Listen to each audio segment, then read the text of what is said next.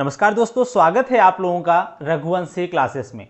दोस्तों, जैसा कि आप लोगों ने पिछले क्लास में देखा, हम लोगों ने data communication and computer network के बारे में डिटेल से पढ़ा और उसमें किस टाइप के क्वेश्चंस पूछे जा सकते हैं और जो भी थ्योरेटिकल चीज़ें थे, कॉन्सेप्ट थे, मैंने आपको पूरी कोशिश की आप लोगों को बताने के लिए।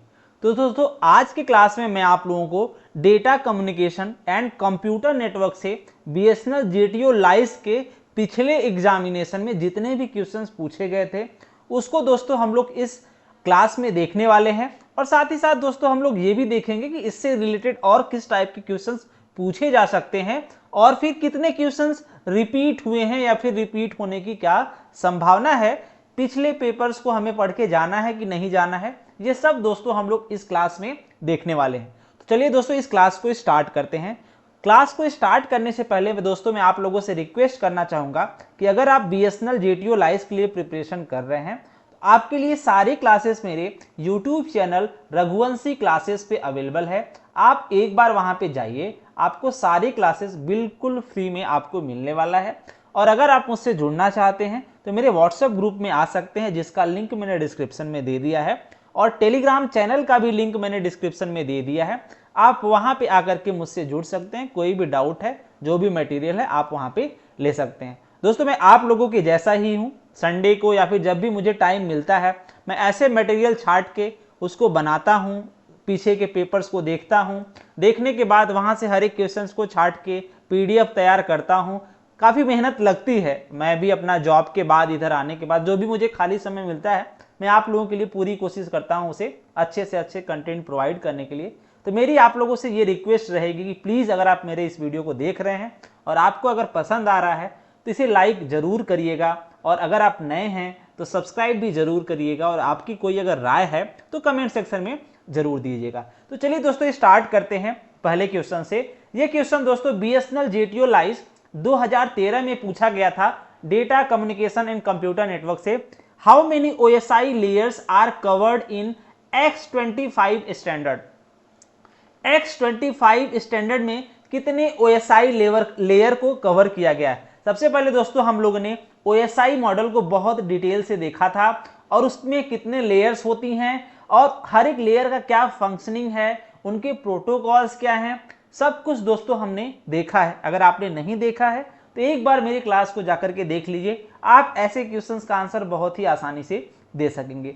दोस्तों, जैसा कि आपको पता है ओपन OSI मॉडल्स में टोटल 7 लेयर्स होते हैं। जब इसका कंपैरिजन किया जाए X25 मॉडल से, आप दोस्तों यहाँ पे देख सकते हैं ये है OSI मॉडल। इसको X25 मॉडल से जब दोस्तों कवर किया जाता है तो इसमें टोटल 3 लेयर्स में इसको कवर किया गया है। Packet layer, frame layer and physical layer में दोस्तों कवर किया गया है।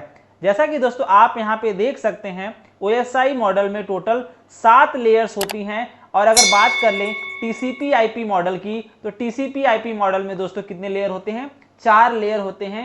ये क्वेश्चंस पूछा गया है, ठीक है। ओपन सिस्टम, ये यहाँ पे आप ये OSI मॉडल के बारे में क्लियरली देख सकते हैं यहाँ पे। तो यहाँ से आपको आंसर यहाँ पे क्लियरली आपको दिख रहा हो। दोस्तों, आंसर आपके सामने दिख रहा है, इसका मतलब ये नहीं आपको सिर्फ आंसर जानना है, उससे रिलेटेड और क्या क्वेश्चंस पूछे जा सकते हैं मैं वो यहाँ पे बताने की आप लोगों को कोशिश करूंगा। तो यहाँ पे दोस्तों how many OSI layers are covered in X25 standard, तो 3 लेयर आप यहाँ पे क्लियरली दोस्तों देख सकते हैं, 3 लेयर्स को वहां पे कवर किया गया है। अगला क्वेश्चन, जैसा कि दोस्तों आपके स्क्रीन पे क्लियरली दिख रहा है, layer 1 of the OSI model, मतलब कि दोस्तों जो आपका OSI मॉडल है उसका जो पहला लेयर है वो क्या है। तो इससे आसान क्वेश्चन दोस्तों कुछ हो ही नहीं सकता। आप अपनी स्क्रीन पे दोस्तों क्लियरली देख सकते हैं यहाँ पे कि लेयर 1 जो है उसका वो क्या है दोस्तों, आप क्लियरली यहाँ पे देख सकते हैं फिजिकल लेयर, यहाँ पे लेयर 1 आप यहाँ पे क्लियरली देख सकते हैं, ठीक है दोस्तों। अगर दोस्तों अगले क्वेश्चंस की बात करें यहाँ पे दोस्तों कुछ लोग यहाँ पे डाउट कर रहे होंगे कि लेयर 1 एप्लीकेशन लेयर से हम दोस्तों जनरली स्टार्ट करते हैं, लेकिन दोस्तों आप यहाँ पे देखेंगे ऑप्शन में एप्लीकेशन लेयर दिया ही नहीं है, तो फिजिकल लेयर को यहाँ पे लेयर 1 मान सकते हैं। आप देख सकते हैं अगर ऑप्शन में लेयर 1 में यहाँ पे आपको दिया रहता तो आप उसको कंसीडर कर सकते थे। अगला क्वेश्चन दोस्तों देख लेते हैं, number of bits per symbol used in Baudot code. Baudot code में कितने बिट्स पर सिंबल यूज होते हैं, इसके बारे में दोस्तों क्वेश्चंस पूछा गया है। दोस्तों मैं आपको बता दूं, ऐसे क्वेश्चंस को मैं आपको सजेस्ट करना चाहूंगा कि इसमें ज्यादा कुछ समझने की जरूरत नहीं है। ऐसे क्वेश्चंस रिपीट हो सकते हैं आपके एग्जामिनेशन में, तो इसको याद करने की कोशिश करिएगा। यहाँ पे दोस्तों आप देखिए कि अगर बॉड ओटी रेट की बात करें यहाँ पे, तो टोटल 5 बिट्स यहाँ पे यूज होते हैं। बॉड ओटी अगर इसकी बात करें तो आप देखेंगे ABCD ये पूरे टोटल यहाँ पे 5 बिट्स इसमें यूज होते हैं बॉड ओटी में। ये देख ले सकते हैं बॉड ओटी में यहाँ पे 5 बिट्स यूज होते हैं। तो इसका दोस्तों जो आंसर हो जाएगा, मैं आपको सजेस्ट करूंगा कि प्लीज आप इसे याद जरूर कर लीजिएगा। ये रिपीट क्वेश्चंस हो सकते हैं क्योंकि क्वेश्चंस रिपीट हो रहे हैं। जैसा कि मैंने पीछे डिजिटल इलेक्ट्रॉनिक्स के भी प्रीवियस क्वेश्चंस कराए थे, मेमोरीज के भी कराए थे, तो उसमें क्वेश्चंस रिपीट हो रहे थे। ठीक है, अगले क्वेश्चंस की बात करें दोस्तों, question number 13, an important characteristics of LAN. LAN का दोस्तों यहाँ पे इंपॉर्टेंट कैरेक्टरिस्टिक्स पूछा गया है। तो सबसे पहले दोस्तों आप लैन का फुल फॉर्म आप जरूर याद रख लीजिए, इससे क्वेश्चंस पूछा जा सकता है। Local area network, local area network. इसके बाद आता है दोस्तों वैन वाइड एरिया नेटवर्क। इसी क्वेश्चन दोस्तों पूछे जा सकते हैं इसके फुल फॉर्म से। तो आप यहाँ पे देख सकते हैं लैन का जो एक इंपॉर्टेंट कैरेक्टरिस्टिक्स है वो दोस्तों क्या है, एप्लीकेशन इंडिपेंडेंट इंटरफेस। जी हाँ दोस्तों, एप्लीकेशन इंडिपेंडेंट इंटरफेस लैन का ये एक इंपॉर्टेंट दोस्तों क्या है, कैरेक्टरिस्टिक्स है। अब अगर हम बात करें अगले क्वेश्चंस की, जो JTO लाइस 2013 के एग्जामिनेशन में पूछा गया था, FDDI। FDDI किस टोपोलॉजी में कनेक्टेड होता है? FDDI किस टोपोलॉजी में कनेक्टेड होता है? तो दोस्तों सबसे पहले मैं आप लोगों को बता दूं, अगर हम बात कर ले दोस्तों FDDI की, तो सबसे पहले आप FDDI का फुल फॉर्म जरूर याद रख लीजिए, fibre distributed data interface. Fibre distributed data interface, इसका फुल फॉर्म आप याद रख लीजिए। ये दोस्तों रिंग टोपोलॉजी में कनेक्टेड होता है। किस टोपोलॉजी में दोस्तों? रिंग टोपोलॉजी में कनेक्टेड होता है। कौन सा? FDDI नेटवर्क जो है ये रिंग टोपोलॉजी में कनेक्टेड होता है। BSNL में जनरली जितने भी डिवाइस अपने BTS होते हैं, एक्सचेंजेस होते हैं, वो रिंग टोपोलॉजी में कनेक्टेड होते हैं। ठीक, अगर बात कर ले दोस्तों मेश टोपोलॉजी की, तो मेश टोपोलॉजी सबसे एक्यूरेट है, जो जनरली बहुत ही जो अपने मेन डेटा सेंटर्स होते हैं वो मेश टोपोलॉजी में कनेक्टेड होते हैं। इसके बारे में दोस्तों मैंने आई थिंक पहले क्लास में बहुत ही अच्छे से बताया है। आप अगर देखना चाहते हैं तो एक बार जाकर के जरूर देख सकते हैं। अगले क्वेश्चन की बात करें दोस्तों, ये तो क्वेश्चन 2013 में पूछा गया था, विच of the following is use for modulation and demodulation. दोस्तों जो मॉडम होता है इसका फुल फॉर्म ही होता है मॉड्यूलेशन एंड डीमॉड्यूलेशन। ये मॉडम का फुल फॉर्म होता है, इसको आप याद रख लीजिए। तो मॉड्यूलेशन और डीमॉड्यूलेशन के लिए मॉडम का यूज होता है। अगर दोस्तों प्रोटोकॉल की बात करें तो प्रोटोकॉल्स क्या है? प्रोटोकॉल एक सेट ऑफ रूल्स है जो कम्युनिकेशन सिस्टम में यूज होता है। और अगर मल्टीप्लेक्सर की बात करें तो दोस्तों आपको पता होगा मल्टीप्लेक्सर कई सारे कम्युनिकेशन पाथ को एक पाथ में कन्वर्ट करता है, या फिर आप इसे कह सकते हैं मेनी टू वन इसे कह सकते हैं। इस पे भी दोस्तों क्वेश्चंस पूछा गया है, आगे आप देखेंगे। अगले क्वेश्चन की दोस्तों बात करें, the communication mode that support two way traffic but only in one direction at a time. दोस्तों ये कम्युनिकेशन जो तीन उसके मेथड्स होते हैं, सिंप्लेक्स, डुप्लेक्स एवं दोस्तों क्या है, हाफ डुप्लेक्स, ये तीन दोस्तों मेथड्स होते हैं। अगर दोस्तों सिंप्लेक्स की बात करें तो सिंप्लेक्स में दोस्तों क्या होता है, जो सेंडर होता है वो रिसीवर को सिर्फ डेटा भेजता है, रिसीवर सेंडर को डेटा नहीं भेज सकता, उसे कम्युनिकेट नहीं कर सकता। इसका दोस्तों बेस्ट एग्जांपल है रेडियो। दूसरा दोस्तों अगर बात कर ले हाफ डुप्लेक्स की, तो हाफ डुप्लेक्स के केस में दोस्तों सेंडर जो है वो रिसीवर को डेटा भेजता है और रिसीवर भी सेंडर को डेटा भेज सकता है, लेकिन एक समय में कोई एक ही डेटा का आदान प्रदान कर सकता है। इसका दोस्तों बेस्ट एग्जांपल दोस्तों क्या है, वॉकी टॉकी। वॉकी टॉकी में आप देखते होंगे जब एक कोई बात करता है वो फिर लास्ट में क्या यूज करता है, ओवर। ओवर दोस्तों जब वो यूज करता है तो उसके बाद क्या होता है, तब चैनल वो फ्री होता है और दूसरा बंदा उससे बात कर सकता है। ये दोस्तों आप देखेंगे वॉकी टॉकी के केस में। तो आप यहां पे इस क्वेश्चन में देख लीजिए, क्लियरली लिखा है the communication mode that support two way traffic, मतलब वो ट्रैफिक तो दोनों वे में सपोर्ट करेगा, लेकिन किसी एक समय में कोई एक ही बात कर सकता है। तो इसका राइट आंसर हो जाएगा दोस्तों हाफ डुप्लेक्स। और अगर दोस्तों डुप्लेक्स की बात करें या फिर इसे दोस्तों फुल डुप्लेक्स भी बोला जाता है, इस केस में दोस्तों क्या होगा, सेंडर रिसीवर दोनों एक दूसरे से बात कर सकते हैं एट ए टाइम। जैसे इसका बेस्ट एग्जांपल क्या है, मोबाइल फोन। ये सब दोस्तों मैंने बहुत ही अच्छे से अपने क्लास में बताया हुआ है, आप एक बार जा करके मेरे क्लास को जरूर देखिएगा, आप सारे सवालों के आंसर्स बहुत ही आसानी से दे सकेंगे। अब दोस्तों आगे लिखा हुआ है सब्सक्राइब रघुवंशी क्लासेस। जी हाँ दोस्तों, अगर आप नए हैं तो प्लीज़ मेरे चैनल को जरूर सब्सक्राइब कर लें ऐसे ही कंटेंट और वीडियो पाने के लिए। चलिए दोस्तों देखते हैं अगला। तो आप अपने स्क्रीन पे दोस्तों क्लियरली देख सकते हैं, ये है 2013 का पेपर। कई सारे एसएससी का पेपर है, मैं पूरी कोशिश किया है मटेरियल को ला करके आप लोगों के लिए, तो प्लीज़ उसे लाइक तो आप लोग जरूर करिएगा। अगला क्वेश्चन दोस्तों पूछा गया है कि which of the following device is used to connect to system specially if the system use different protocol.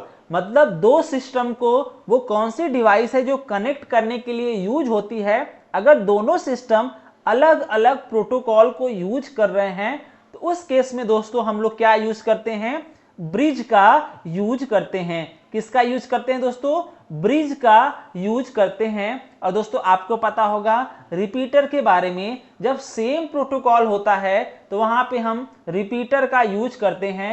Repeater generally दोस्तों क्या करता है, वीक सिग्नल का इनपुट लेकर के उसको एम्पलीफाई करके स्ट्रॉन्ग सिग्नल में दोस्तों उसको क्या करता है, आगे बढ़ाता है, वो रिपीटर्स का काम होता है। और अगर दोस्तों हब की बात करें तो हब आपको पता होगा ये स्टार टोपोलॉजी में कुछ इस टाइप से डेटा कनेक्टेड होता है, जहां पे ये जो मेन सर्वर होता है इससे डेटा को भेजा जाता है, उसी को आप हब कह सकते हैं। लेकिन यहाँ पे दोस्तों क्वेश्चन में क्या पूछा गया है कि which of the following devices is used to connect to different specially if the systems are use different protocol. मतलब दो सिस्टम को कनेक्ट करने के लिए यूज होता है जब दोनों क्या है, अलग अलग प्रोटोकॉल्स का यूज करते हैं, तो उस केस में दोस्तों ब्रिज का यूज होता है। जब बात आए दोस्तों सेम प्रोटोकॉल की, तो वहां पे आप हब और रिपीटर को ऑप्शन में दे सकते हैं।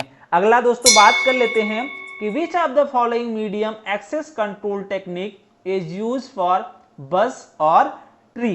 बस और ट्री, तो ये बस और ट्री दोस्तों ये जनरली क्या है, ये है वही टोपोलॉजी है। ये ट्री टोपोलॉजी और बस टोपोलॉजी में जनरली क्या है, कौन सा टेक्निक यूज होता है, तो उसको दोस्तों क्या बोलते हैं, टोकन रिंग बोला जाता है। मैं आप लोगों को बताना चाहूंगा कि प्लीज आप इसे याद जरूर कर लीजिएगा। विच ऑफ द फॉलोइंग, अगला क्वेश्चन देखते हैं, which of the following network access standard is use for connecting stations to a packet switched network. इसको भी दोस्तों आप याद कर लीजिएगा, क्योंकि ये सब क्या है, स्टैटिक क्वेश्चंस हैं जो रिपीट होने की पूरी संभावना है। अगला दोस्तों बात कर लेते हैं बीएसएनएल जेटीओ लाइस 2013, जो केरल के एसएससी का दोस्तों ये पेपर था।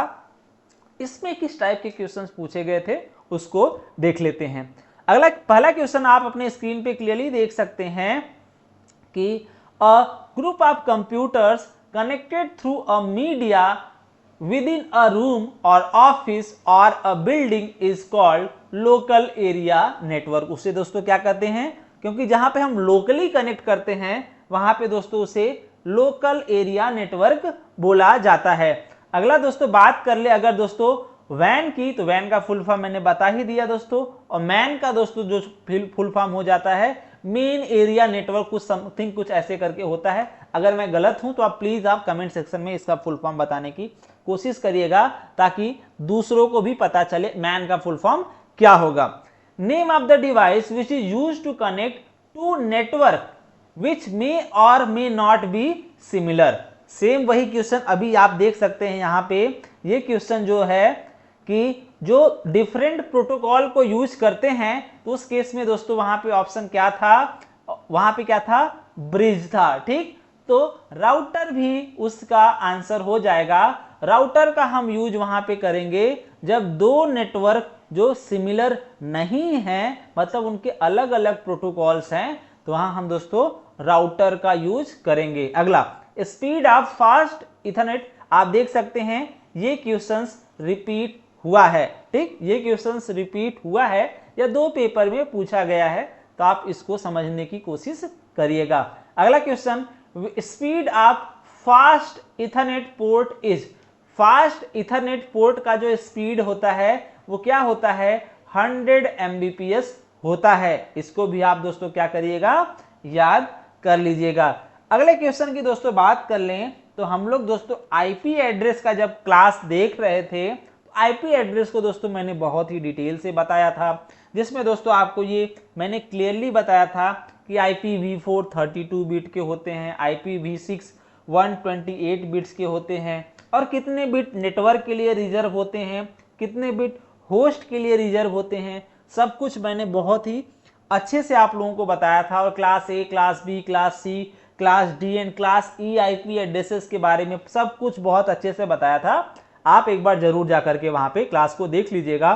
तो यहां अगर देखें दोस्तों, तो विच ऑफ द फॉलोइंग आईपी होगा यहाँ पे, IP addresses is reserved for the private network. Private network के लिए कौन कौन से आईपी रिजर्व हो जाती हैं दोस्तों? अगर बात कर ले प्राइवेट नेटवर्क की, तो प्राइवेट नेटवर्क के लिए क्लास ए, क्लास बी और क्लास सी आईपी जो होती हैं वो उसके लिए रिजर्व रहती है प्राइवेट नेटवर्क्स के लिए।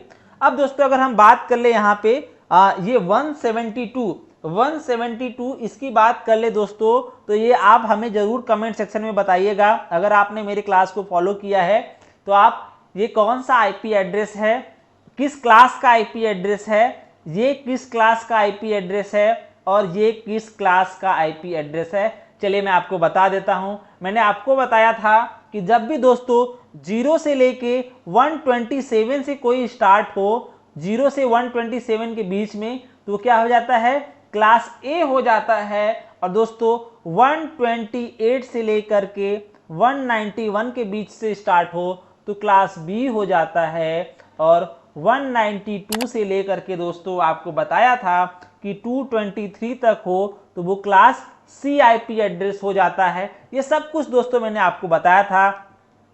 तो दोस्तों ये आईपी एड्रेस क्लास ए आईपी एड्रेस हो जाएगा।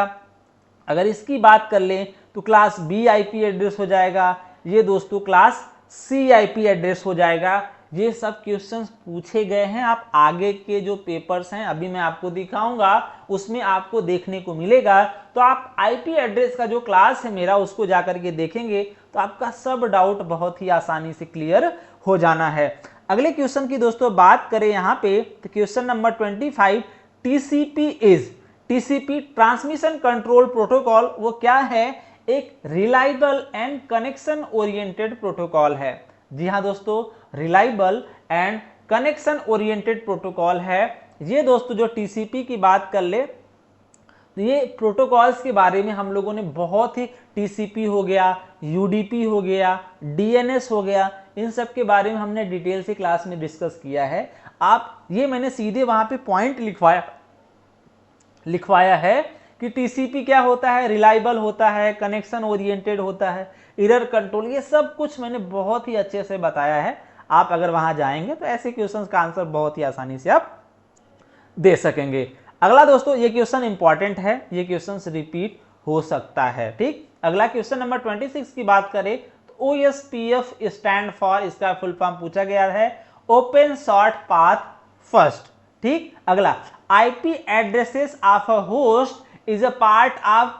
आईपी एड्रेसेस किस लेयर का पार्ट होता है? तो दोस्तों मैंने आपको बताया था वहां पे नेटवर्क लेयर जनरली क्या करता है, नेटवर्क लेयर दोस्तों डेटा की रूटिंग करता है कि डेटा को कहां भेजना है, कैसे भेजना है, ये नेटवर्क लेयर डिसाइड करता है। तो जो आईपी एड्रेसेस होते हैं वो नेटवर्क लेयर में ही डिसाइड होते हैं। और आईपी लेयर आईपी एड्रेसेस जो होते हैं दोस्तों वो जनरली यूनिक होते हैं, ग्लोबली यूनिक होते हैं। और जो मैक एड्रेस की बात करें तो वो लोकली यूनिक होते हैं। IPv6 की बात करें दोस्तों तो वो 128 बिट का होता है। और IPv4 की बात करें तो वो दोस्तों 32 बिट का होता है। और अगर मैक एड्रेस की बात करें दोस्तों वो तो कितने 48 बिट का होता है, जिसमें स्टार्टिंग के 24 बिट कंपनी को बताता है, मैन्युफैक्चरर को बताता है, और लास्ट के 24 बिट उसके सीरियल नंबर को बताता है। ये लोकली यूनिक होता है। ये सब कुछ मैंने बहुत अच्छे से आप लोगों को बताया है।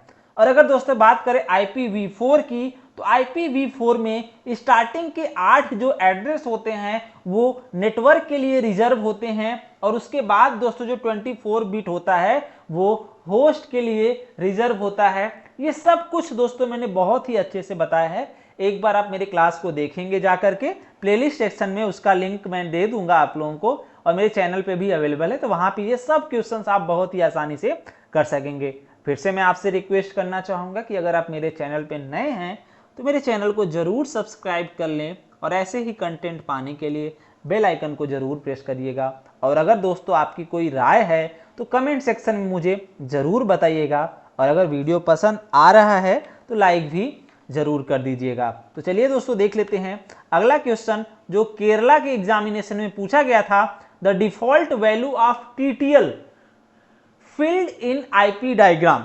IP डायग्राम में जो TTL की डिफॉल्ट वैल्यू है वो कितनी हो जाती है? तो 64 दोस्तों उसकी डिफॉल्ट वैल्यू हो जाती है। और दोस्तों अगर इसकी बात कर ले मैक्सिमम वैल्यू क्या हो सकती है तो 255 इसकी मैक्सिमम वैल्यू हो सकती है। और इसकी डिफॉल्ट वैल्यू कितना है दोस्तों? 64 इसका डिफॉल्ट वैल्यू है। सबसे इंपॉर्टेंट क्वेश्चन अगला है दोस्तों। ये क्वेश्चंस कई बार यानी कि 2-3 बार एग्जामिनेशन में पूछा जा चुका है। सिर्फ class A, class B, class C ऐसा यहां पे बोला गया है। तो दोस्तों the default subnet mask of class B IP addresses is, मैंने बहुत ही अच्छे से आपको सारे क्लास बताए थे। और अगर उनके डिफॉल्ट सबनेट मास्क की बात करें दोस्तों तो क्लास A का जो डिफॉल्ट सबनेट मास्क हो जाता है वो हो जाता है 255.0.0.0। ये किसका हो जाता है? क्लास A का हो जाता है। ये दोस्तों हो जाता है 255.255.0.0। ये क्लास B का हो जाता है। और दोस्तों 255.255.255.0 ये क्लास C का हो जाता है। ये क्वेश्चंस पूछा गया है B और C दोनों का अलग अलग एग्जामिनेशन में। अभी दोस्तों अगले क्वेश्चंस की बात कर ले IP एड्रेसेस। तो आप दोस्तों देख रहे हैं IP एड्रेसेस से कितने क्वेश्चंस रिपीट हो रहे हैं और उस टॉपिक से कितने क्वेश्चंस पूछे जा रहे हैं। तो एक बार जाकर के आप देखिएगा, फिर आकर के इस क्वेश्चंस को देखिएगा, आप ऐसे ही सभी क्वेश्चंस का आंसर दे पाएंगे। अगला क्वेश्चन अभी जस्ट हम लोगों ने पीछे ही डिस्कस किया। क्या डिस्कस किया दोस्तों? कि IPv4 और IPv6 के बारे में डिस्कस किया। तो आप यहां पे देख सकते हैं कि IPv6 addressing has been increase to 128 bit. IPv4 में कितने 32 बिट होते थे, जिसमें दोस्तों 8 नेटवर्क के लिए, लास्ट के 24 सिर्फ होस्ट के लिए। तो मतलब 2 to the power 24 different addresses ही हम सिर्फ यूज कर पाते थे, क्योंकि आगे का ही ये रिजर्व रहता था। तो इससे हमारे एड्रेसेस क्या हो गए? लिमिटेड हो गए। तो एड्रेसेस की संख्या बढ़ाने के लिए हमें IPv6 पे स्विच करना पड़ा, जिसमें एड्रेसेस की संख्या 2 to the power 128 different addresses हमें यहाँ पे देखने को मिल जाएंगे। अगला दोस्तों, a router decide the route to which a packet has to be forwarded based on the information available in, जिसमें राउटिंग टेबल में जो इंफॉर्मेशन होता है उसी के बेसिस पे दोस्तों वो डिसाइड करता है कि पैकेट को कहां पे भेजना है, कहां पे नहीं भेजना है। अगला question, information security ensures availability of data, integrity of data, confidentiality of data, all of above is right answer for this question. अगले अगले क्वेश्चंस की बात करें तो दोस्तों यहां तक कि ये क्वेश्चन केरला के एग्जामिनेशन में पूछा गया था 2013 में। ठीक, अगला अगर देखिए अगर दोस्तों तो बीएसएनएल जेटीओ लाइस 2013 यूपी वेस्ट। जी हाँ दोस्तों, यूपी वेस्ट में ये क्वेश्चंस पूछे गए थे, उसमें भी थोड़ा थोड़ा हम लोग देख लेते हैं। अगर दोस्तों पहले क्वेश्चंस की बात करें दोस्तों यहां पे तो क्या है, a communication device that combines transmission from several IO devices into one line is a. Several मतलब मेनी, जो आईओ डिवाइसेस को उसको वन में कन्वर्ट कर रहा है, तो मेनी टू वन, अभी मैंने पीछे ही आपको बताया मल्टीप्लेक्सर का यही दोस्तों क्या है, काम है। तो इसका राइट आंसर क्या हो जाएगा, मल्टीप्लेक्सर। फिर से देखिए, communication between a computer and a keyboard involves.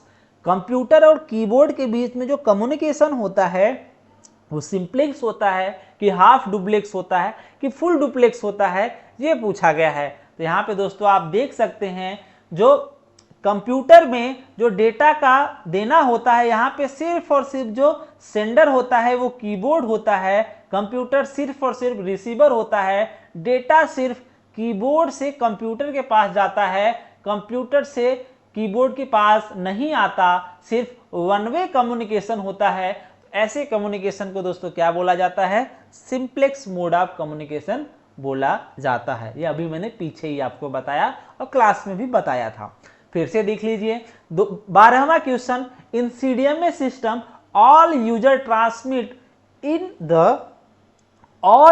Transmit in the bandwidth simultaneously. CDMA का फुल फॉर्म याद कर लीजिए, कोड डिवीजन मल्टीपल एक्सेस। इसमें दोस्तों क्या है, सभी यूजर्स जो डेटा का ट्रांसमिशन सेम टाइम में सेम बैंडविड्थ साइमल्टेनियसली यूज कर सकते हैं, क्योंकि उनको एक कोड से डिवाइड कर दिया जाता है।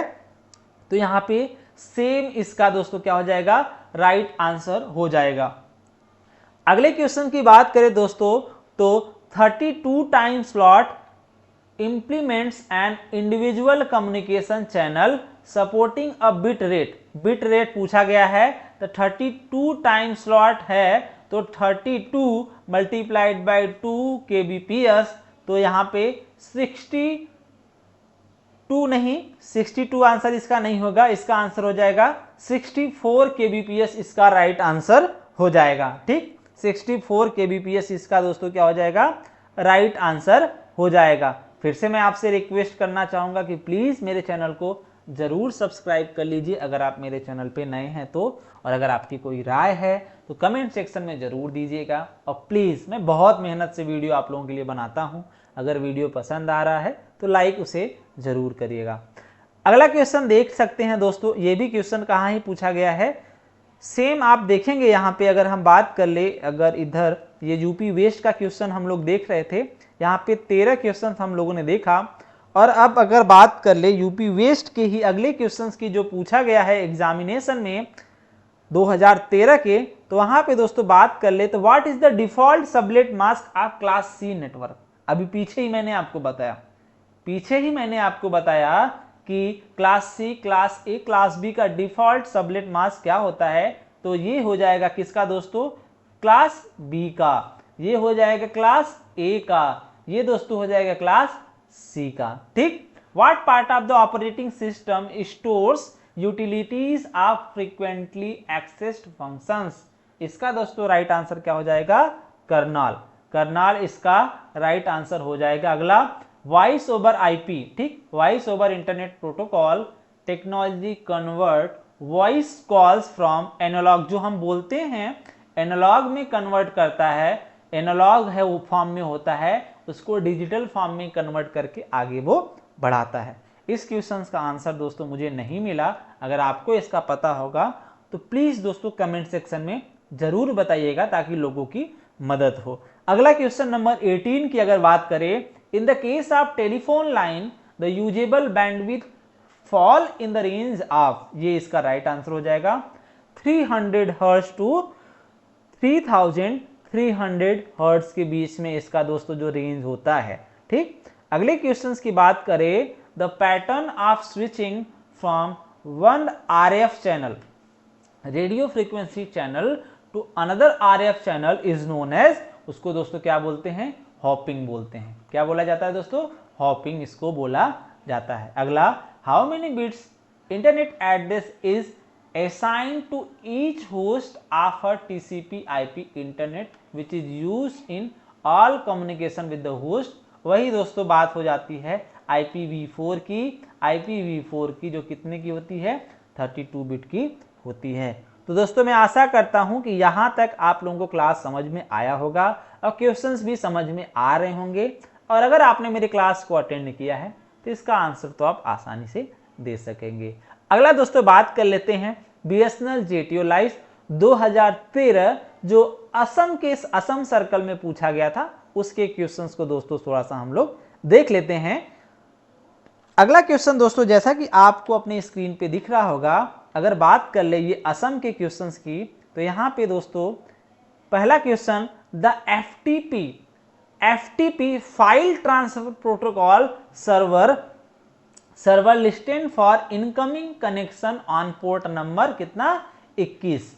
ठीक, ये इसको कुछ क्वेश्चन जो होते हैं उसको याद करना ही बेहतर होता है। और ये तो ethernet is association with IEEE protocol, ये होता है 802.3 होता है। ठीक, the maximum number of 10 BST ethernet cable segment that are allowed between 2 points in the network are 5 cables allowed रहते हैं। Which of the following IP address is not a part of private network address pool. दोस्तों मैंने आपको पहले ही बताया, अगर बात कर ले यहाँ पे, तो यहाँ पे 10.100 और ये 200 ये प्राइवेट पूल में, प्राइवेट नेटवर्क में यूज नहीं होता। ठीक, ये प्राइवेट नेटवर्क में दोस्तों यूज नहीं होता। अगले क्वेश्चन की अगर बात करें, the maximum value of TTL field in a IP diagram is, मैंने पीछे ही बताया जो डिफॉल्ट वैल्यू होती है दोस्तों इसकी IP कितनी हो जाती है TTL फील्ड में, 64 और मैक्सिमम वैल्यू 255, ये मैंने आपको पीछे ही अभी बताया। विच of the following not a property of TCP, मैंने पीछे क्वेश्चन आया था TCP क्या होता है दोस्तों, ट्रांसमिशन कंट्रोल प्रोटोकॉल, रिलायबल और कनेक्शन ओरिएंटेड प्रोटोकॉल होता है। ठीक, रिलायबल होता है और कनेक्शन ओरिएंटेड प्रोटोकॉल होता है। कनेक्शन ओरिएंटेड मींस मतलब ये वो कंफर्म इंश्योर करता है कि जो भी पैकेट्स हैं, जो भी डेटा है, उसका ट्रांसमिशन हो रहा है कि नहीं हो रहा, वो उसकी जिम्मेदारी लेता है। तो यहाँ पे इसका जो राइट आंसर हो जाएगा, ये इसकी प्रॉपर्टी नहीं है, इट इज कनेक्शनलेस। बिकॉज अगर बात कर ले TCP की, तो TCP क्या होता है दोस्तों, कनेक्शन ओरिएंटेड प्रोटोकॉल होता है। TCP दोस्तों क्या होता है, कनेक्शन ओरिएंटेड प्रोटोकॉल होता है, जो फ्लो कंट्रोल करता है, इधर कंट्रोल करता है, ये वही बताया मैंने, it ensure packet arrive in order, it uses 3-वे handshake before start the data. तो ये इसका राइट आंसर हो जाएगा। In Unix which file is use to map service name to server, ये आई थिंक कहीं दूसरे सब्जेक्ट से यहाँ टपक पड़ा है, लेकिन इसका आंसर मैंने नेट से देख लिया है, /etc/INTETD. इतना टफ इसका आंसर ही है, तो सब्जेक्ट कितना टफ होगा, क्योंकि हम लोग इलेक्ट्रॉनिक्स बैकग्राउंड से हैं, तो आई थिंक ये कंप्यूटर से होगा या फिर जो प्रोग्रामिंग लैंग्वेजेज हैं यूनिक्स, उससे ये ऑपरेटिंग सिस्टम, उससे ये क्वेश्चंस है। अगला, which of the following true about address resolution protocol, it is used to find out the layer 2 address given a layer 3 address. अगला, which of the following is not a DNS record, DNS का not a valid DNS record. DNS का दोस्तों काम क्या होता है, मैंने बहुत अच्छे से आप लोगों को क्लास में बताया था।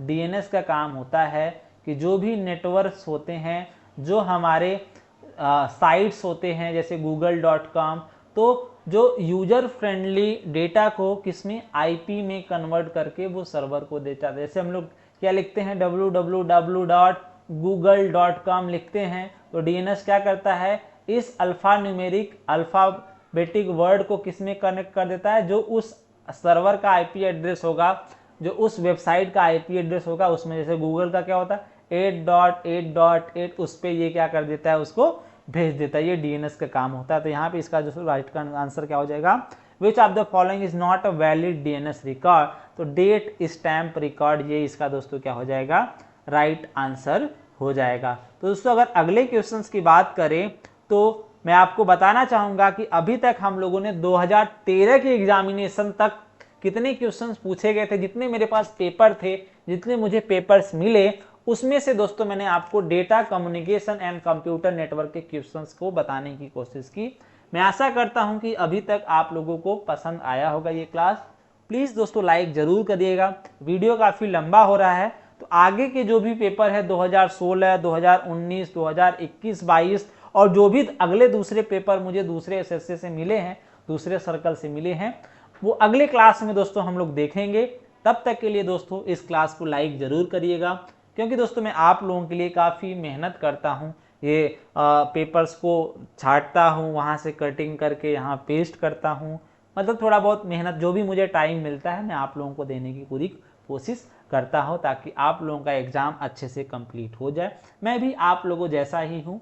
तो प्लीज़ लाइक ज़रूर करिएगा, और आपकी जो कृपा हो आप कमेंट सेक्शन में मुझे ज़रूर बरसाइएगा, और हाँ, चैनल को सब्सक्राइब जरूर करिएगा। चलिए मिलते हैं अगले क्लास में, तब तक के लिए अपना और अपनों का ख्याल रखिएगा, मुस्कुराते रहिए। नमस्कार।